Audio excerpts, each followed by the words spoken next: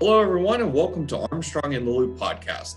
I'm your host, Seth Prentice, and today I'm honored to be joined by Congressman Mike Kelly, United States Representative of the 16th District of Pennsylvania. Mike, welcome to the show. Yeah, Seth, thanks for having me. I really appreciate it. Mike, you're the first person that I know and knew that contracted the COVID-19 virus, and I want to start off with seeing how you're feeling post-virus. You know what, Seth, thank you. I feel wonderful now, although it's been it's been like 3.5, 4 months since I had the virus. Went through about a 10-day period that was pretty difficult. Came out of that, started feeling pretty good. I took the hydroxychloroquine. My doctor, Dr. DiCuccio and Ken DeFiorio up at Butler Healthcare, we had all talked about it. But you know what? This is something that, because my general health is pretty good, let's try that and see if it works. I never had the respiratory part that a lot of people experience. I credit that to the hydroxychloroquine.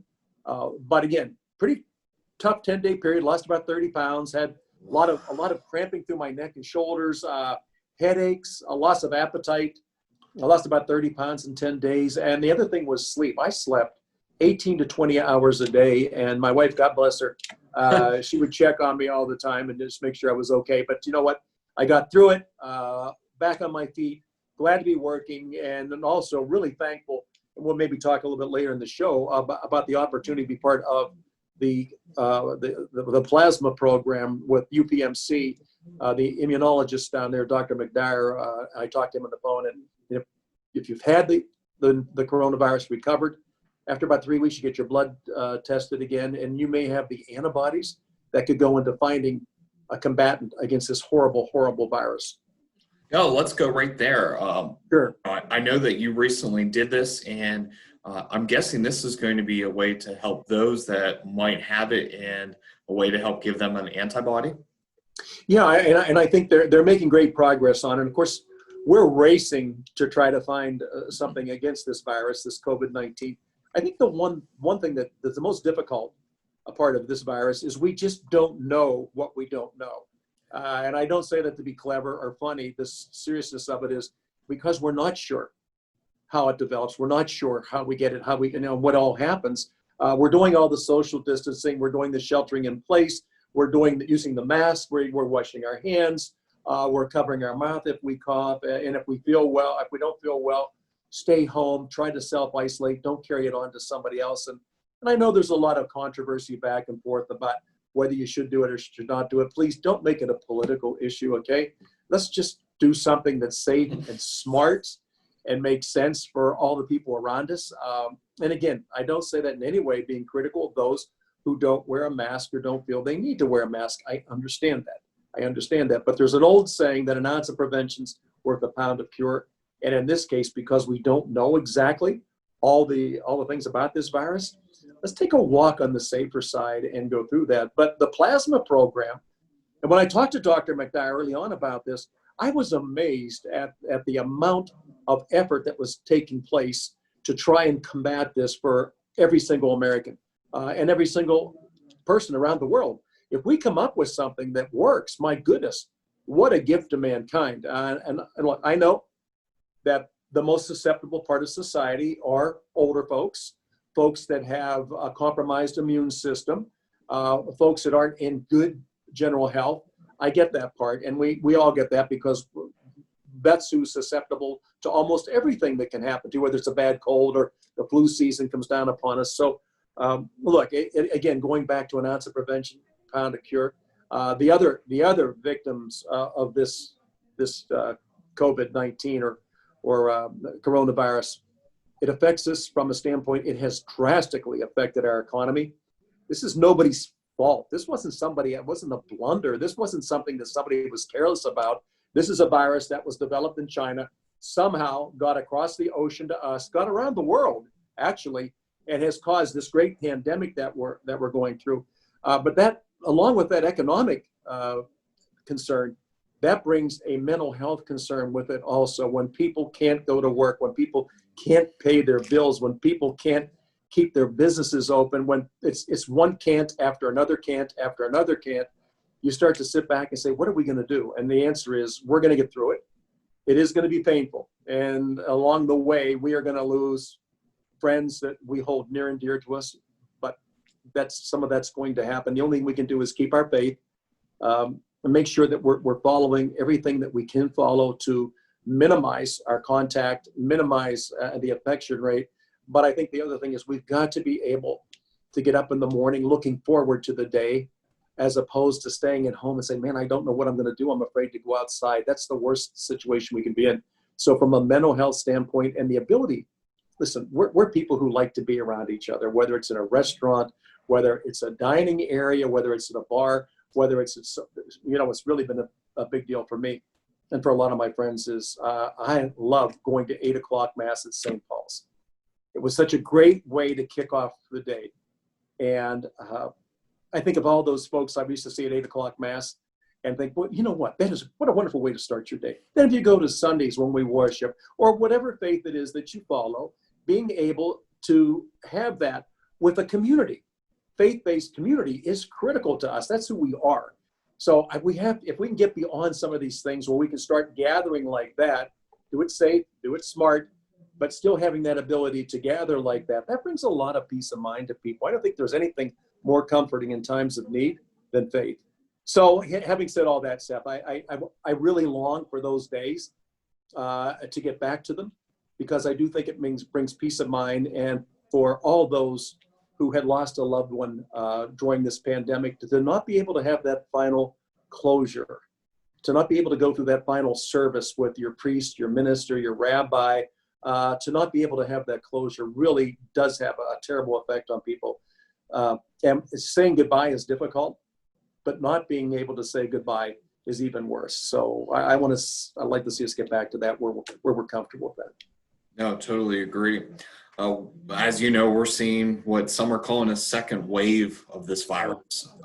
States are trying to prevent a full shutdown again, but are there concerns coming from the Capitol over the increase of cases?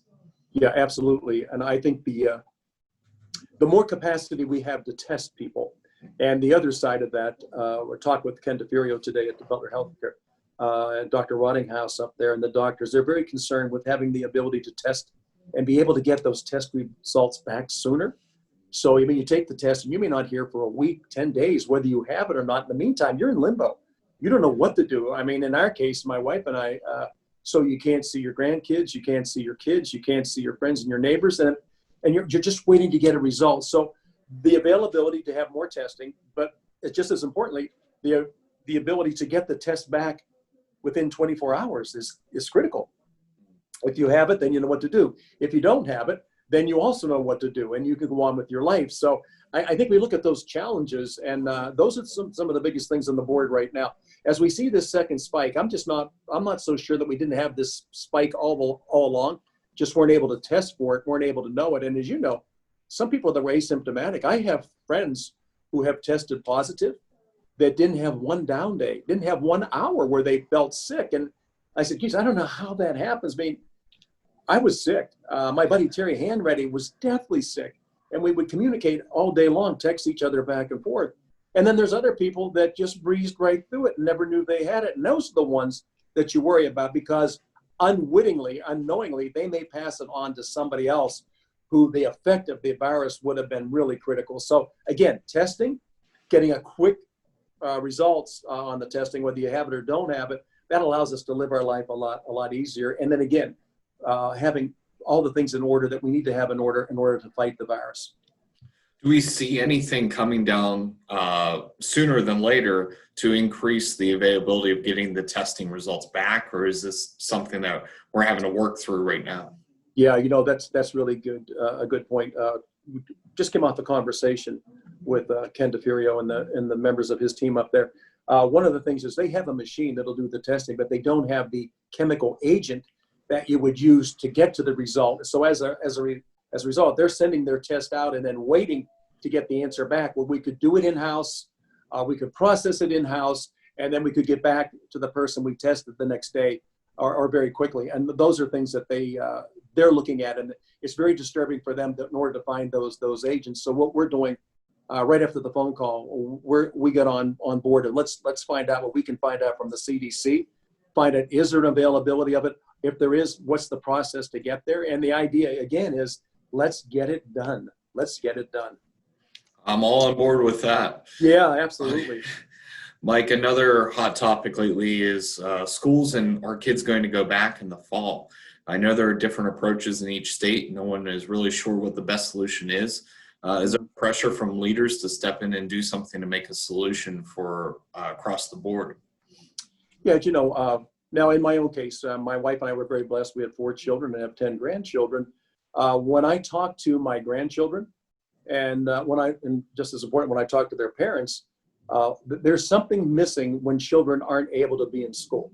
Mhm. And having gone through that process from first grade all the way up through 12th grade, and being blessed to go to school in a community where there was such concern about our children, there is no one size fits all. Though let's be aware of that. And in some cases, you're going to have to do something different than somebody else is doing. But I think it's critical if we can open a safe and smart way, if we can protect not only our children, but also our teachers and anybody else that works in our school district, whether it's the bus driver, whether it's the hall monitors, no matter whom, if we can protect them, if we can be safe and smart and do it in a way that's not too intrusive, I think the best thing is for our kids this fall is to know that they're going back to school, they're going to see their friends. What I really feel bad about is the graduating class this spring.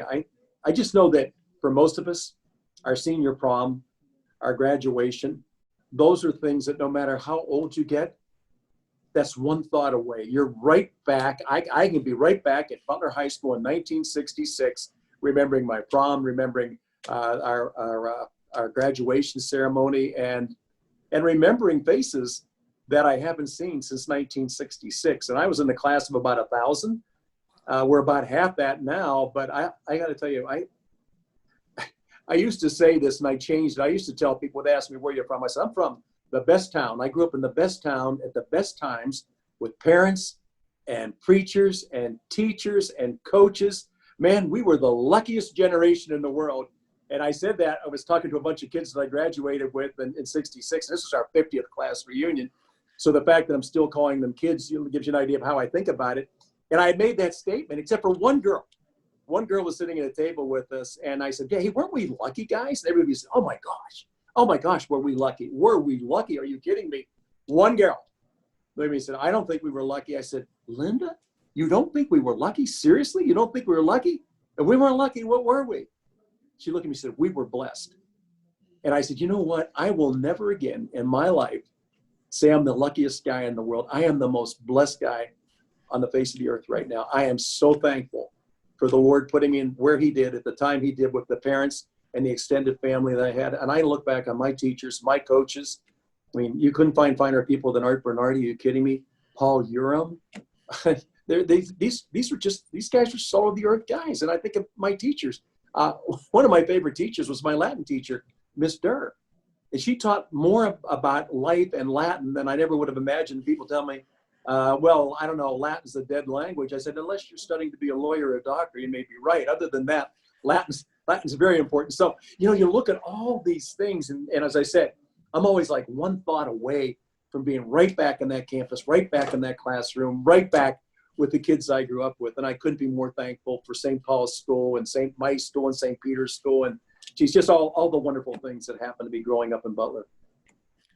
And I concur. I am very blessed to be able to have had my prom and graduation, and I do feel for that class of 2020 as they did lose it, but I give credit to all the school districts that were able to do something to help recognize the seniors. Yeah, they really went. They did. They went out of their way to do something. That is something to be championed. They really did a great job.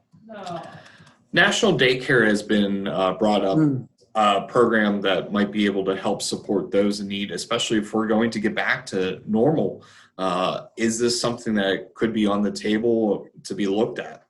Yes, we've tried to get that legislation before, and I think for some people, you got to rethink about where we are today as a society.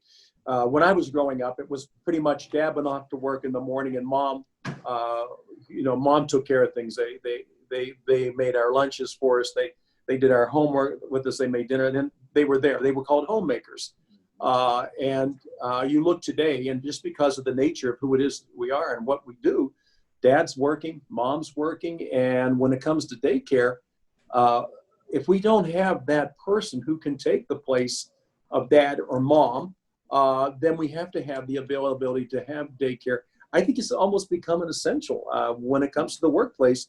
You've got to be able to help people get through those times. I mean, there's a lot of wonderful talent out there.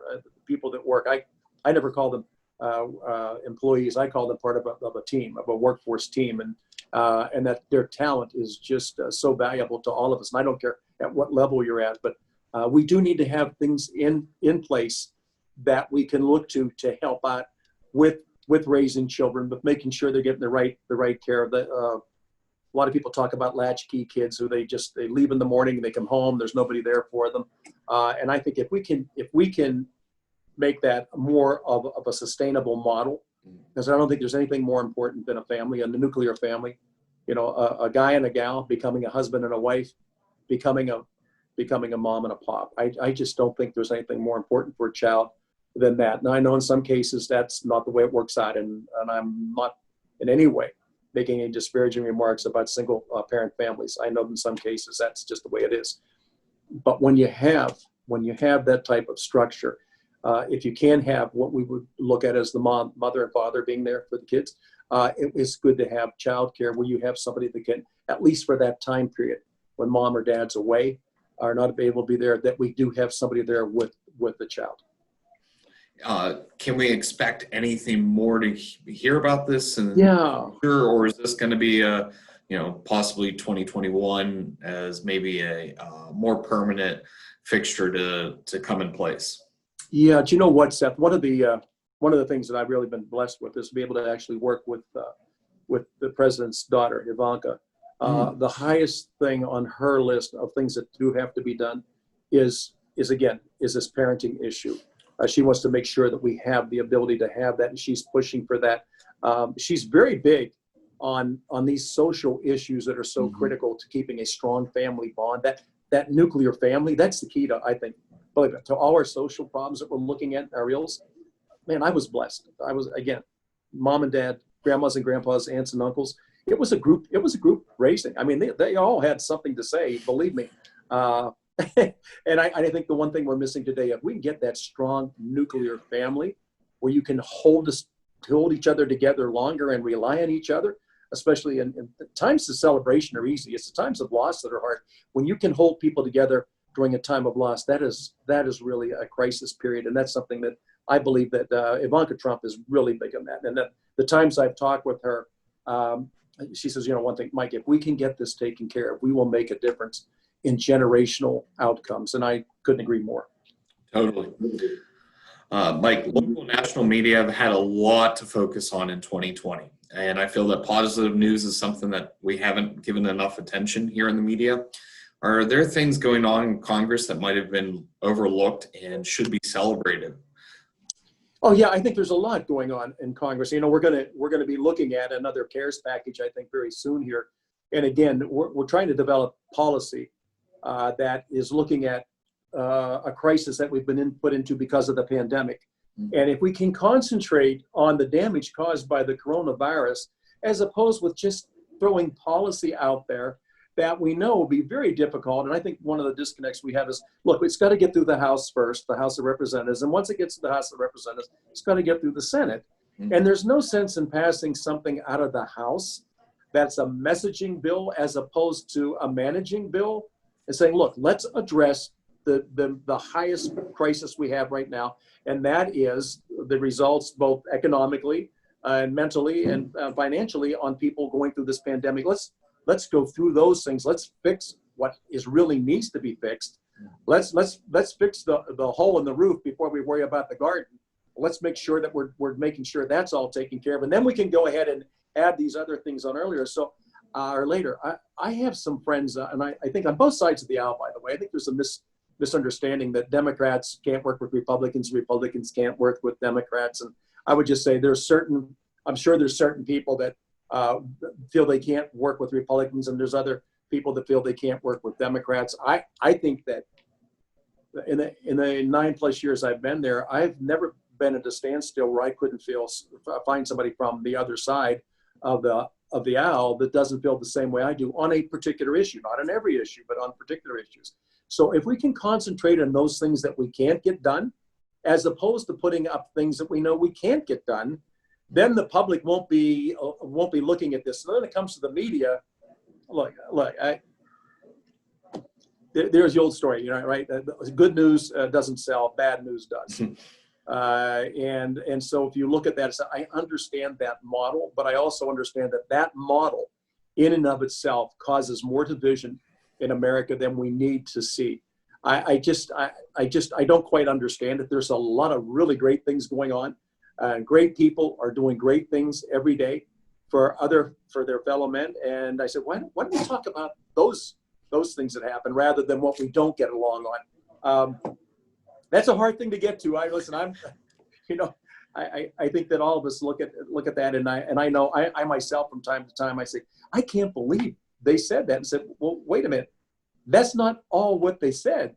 That's been pulled out of a paragraph or two, and you haven't seen what the question was and what the whole answer was. And so if you just dwell on one or two lines, then you're saying, oh, come on, that wasn't fair reporting. That was the question was asked in order to cause a disconnect. So I think people should pick and choose what they watch and what they listen to. I don't buy into all of everything that anybody puts out. I mean, I'm kind of a person, I would look at it as opposed to going out to a restaurant where it's a one price fix and that you get everything. It's, look, if you get this, then you get this, this, and this with it. I like the idea of going to the buffet. Pick and choose what you want and then go that way, so you're not loading your plate up with something that you're going to throw out later on. So it can be fixed. It can be fixed. Yeah. My personal opinion, I don't believe anybody should run for public office unless they've been in the private sector. I don't want anybody developing policy for me as a parent that's never had a son or a daughter. I don't want somebody developing policy for me that's never had to make, never had to work a job where I have to get along with somebody else to accomplish something. I don't want somebody serving that's never ever had to worry about making payroll or being relevant or actually satisfying a need in society, as opposed to, I can blurt this out and Mike can say anything I want to say, but say, really, I've looked at your resume. You're not in a position to make those kind of statements because you've never done it. So that's my personal opinion. Not everybody agrees with me, of course. There are professional politicians, and I understand that, and there's quite a few of them out there. But I would rather see people in office. I'll give you an example. The guy who's sitting in the White House, I love the fact that this guy went broke a couple times. Now, but he didn't stay broke. He got back up off the ground and got himself back in the battle, and he's been tremendously successful. And I like the fact also that if you were to look at the president, forget about any kind of a personal, whether you don't like his tweets or you don't like the way he combs his hair, whatever, all that stuff. If you look at his background, you would have to ask yourself, so why would a man who's been tremendously successful and living a really nice life with a beautiful family, a beautiful wife, beautiful kids, and running a really successful, why would he step out of that role and go into public life where every single day, every word that comes out of your mouth is scrutinized, not just the president, the first lady, the first family, anybody that the president has any interaction with, from kindergarten to grad school and right up on the and say, so he's put himself out there for this criticism, and then people bite on it, man. They say, well, this guy did this or did that. I said, yeah, but in addition to that, do you know what he's done? And so I know, I read something, Ronald Reagan, they had asked him one time, so President Reagan, what would it take to have a really successful Congress? Who would you want in that? And what the president said, I'd like to have somebody serve in these offices that has to take a cut and pay to be here. Because if they're willing to walk away from a very successful and comfortable life and come into this fray and be subject to the unbelievable criticism, to be torn piece to piece and from tree to tree because of a statement you made about a policy, and someone saying, look, I just don't agree with your policy. No, and that's not good enough for some people. They've got to destroy that person. And I think that you've got to have, in the business that I'm in now, you've got to have really tiny ears where you don't hear real well, and really thick skin that's hard to penetrate, because if you're sensitive, this is the wrong business to be in. You'll have people attacking you, and especially now because of the social media, you can get attacked in ways you say, oh my God, I can't believe what people are saying. And then you find out that's your closest friend, but they go under a different name. You don't even know who it is that's criticizing because they wave to you, they shake your hand, they hug you. And then as soon as you turn your back, bam, you get it in the back and say, oh, I appreciate that. So it does take, President Reagan said, people that have to take a cut and pay to come here, not ultimately necessary, but if you think about it, that makes sense. People who are willing to sacrifice, step out of their very normal, comfortable life and step into something that is not quite as comfortable and is subject to criticism and some of the most heinous remarks made about people as individuals that you ever see. And then people say, hey, listen, they're in office. I can say anything I want to say about them. I said, yeah, especially when you don't have to put your name to it. It's true. That's probably one of the best insights I've ever actually heard about someone, in a political position or about people in political positions. Well, yeah, it goes with the territory, unfortunately. I often wonder when I see some of the comments, I said, Mike, I'll tell you what, I don't know who raised them, but it's not the same people that raised me. And there's an old saying, if you can't say something nice about somebody, don't say anything at all. In this case, if you can't say something bad about somebody, don't say anything at all. And I think it's a shame. Now, it goes way beyond politics, by the way, Seth. Yeah. It goes into our neighborhoods, it goes into our schools and our churches. And I think at times, I see Father Kevin and Father John and Father Dan, and I wonder, man, I'll tell you what, it must be really hard for them to know that this is an element that we're working with now. And somehow we have to get beyond that because hate kind of fosters hate. And it's just not good. Yeah. And that's where I think, some form of positivity and, that culture, spreads just like negativity, correct? But that's something that we really could need at a time like this, is just something positive to help bring everyone back together again. I agree. I couldn't agree more. Because we have a lot of really good things going on. And I see the number of people that are helping out right now with food drives, and people who are helping other people who have fallen on really hard times for whatever reason. We have that part of us, that human part of us, where we do want to help others that are less fortunate than we are. And I think that's what I love about the town that we live in. I mean, honestly, I'm so blessed to have grown up here and be around the people that I've grown up with. So. Well, Mike, before I let you go, is there anything else you'd like to share with our listeners today? Do you know what? I think one of the issues that we have now that is really bothering me is the lack of respect for our men and women in blue. And I'm talking now about our police and our safety people. Look, I understand that there's some things that have happened around the country that are very disturbing. There's no question about that. But on the other hand, because of who we are as a society, who is it that we call when we really need help? Who is that person that answers that call when you're in danger? Who is that person that puts their life on the line? I mean, we've seen firemen run into burning buildings to save people with no regard for their own lives. We've watched the police show up in places that are really bad. And what we're seeing now, and some of the ambushes that are set up, these police don't end up at these addresses by chance. They get called and they're answering a disturbance. And in some cases, it's played out as listen, my life's on the line. I have somebody here who's threatening my life. They show up. And when they find out, when they get there, it's an ambush. There's just people waiting to shoot and kill them. And so I watch this and I think, look, everybody deserves justice. There's absolutely no question about that. All right.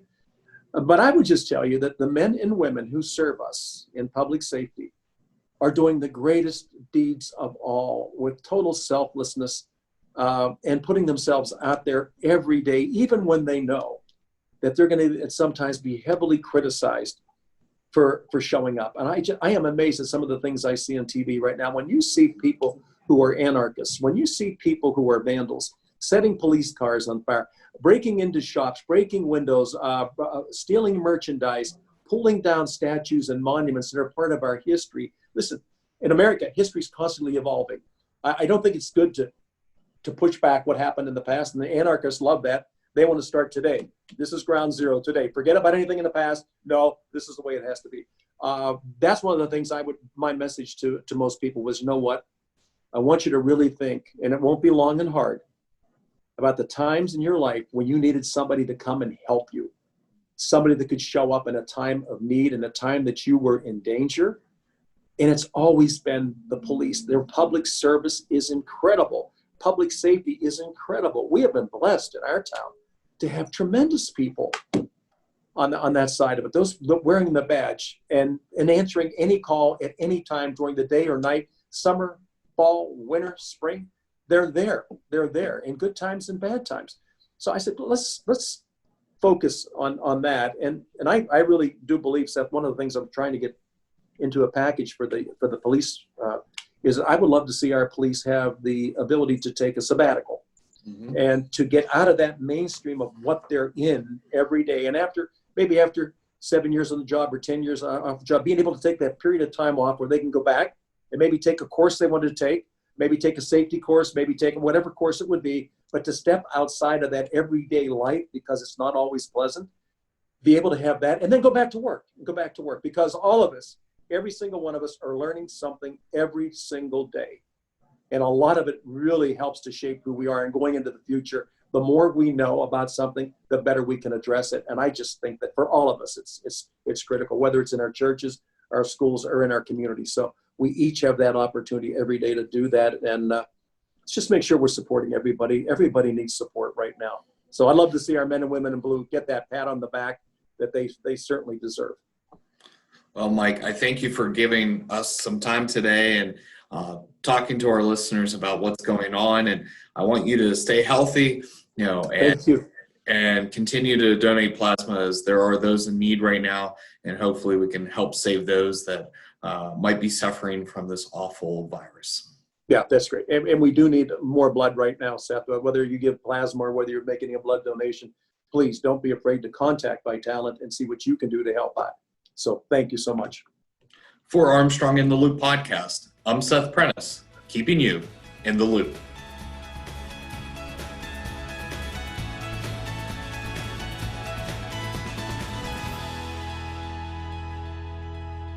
Are you enjoying Armstrong in the Loop podcast? Great news! All past and current episodes are available on popular streaming apps and websites. Search Armstrong in the Loop podcast and subscribe today.